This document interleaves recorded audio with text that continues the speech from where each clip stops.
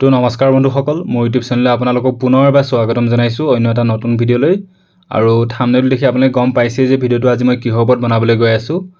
গতিকে অতি এটা ভাল খবৰ আহিছে, GNRCত মেডিচেভ ৰিকুৱাৰমেণ্ট 2025 প্ৰায় 30টা পোষ্ট মুকলি কৰা হৈছে, যিবিলাকে আৰু ইয়াৰ যি দৰমহা হ'ব সেয়াও বহুত আকৰ্ষণীয় হ'ব, প্ৰায় 15 পৰা 20,000 হ'ব মাহিলী।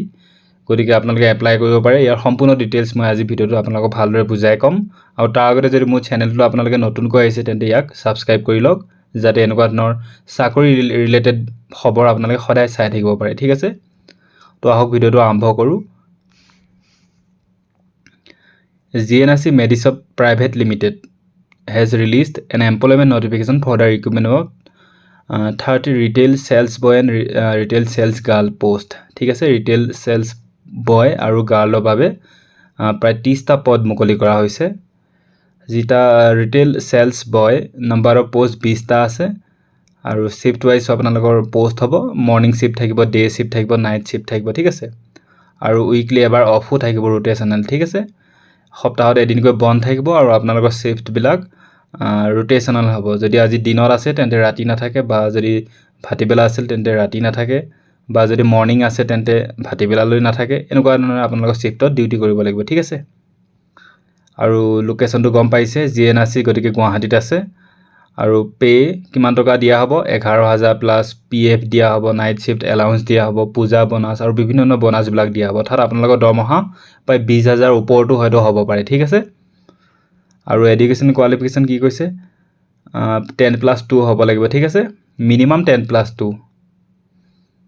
কি ৰেছপনচিবিলিটিছ, কি আপোনালোকৰ দায়িত্ব থাকিব?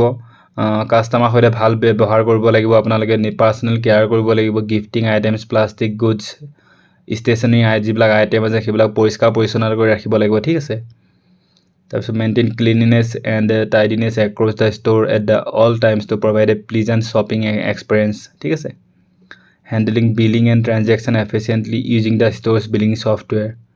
আৰু আপোনালোকে বিলিং আৰু ট্ৰানজেকশ্যন কৰিবলৈ জানিব লাগিব, মানে যিবিলাক বিলিং ছফ্টৱেৰ। আপোনালোকে অলপমান কম্পিউটাৰ নলেজ থকাটো বহুত জৰুৰী।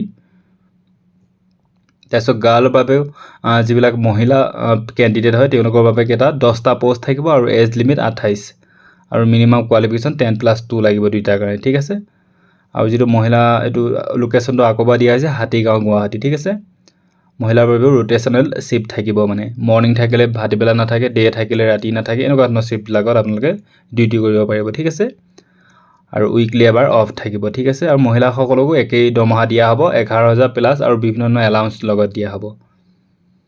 আৰু এডুকেশ্যনেল কোৱালিফিকেশ্যন কি লাগিব? মিনিমাম 10+2 হ'ব লাগিব আপোনালোকে।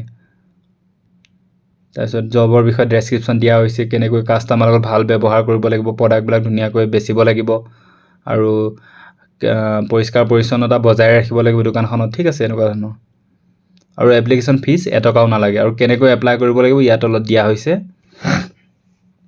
যিবিলাক যোগ্য আৰু ইণ্টাৰেষ্টেড কেণ্ডিডেট হয় তেওঁলোকে নিজৰ নামটো, দেউতাৰ নাম, mobile number, date of birth, permanent address, present address আৰু মোবাইল নম্বৰ, নিজৰ মোবাইল নম্বৰ আৰু ফাদাৰৰ মোবাইল নম্বৰটো ধুনীয়াকৈ লিখি টাইপ কৰি এটা নম্বৰ দিয়া হৈছে। এই নম্বৰটোত 9707025881ত আপোনালোকে হোৱাটছআপ কৰিব পাৰে। ঠিক আছে, আৰু তাৰপিছত কি কৈছে?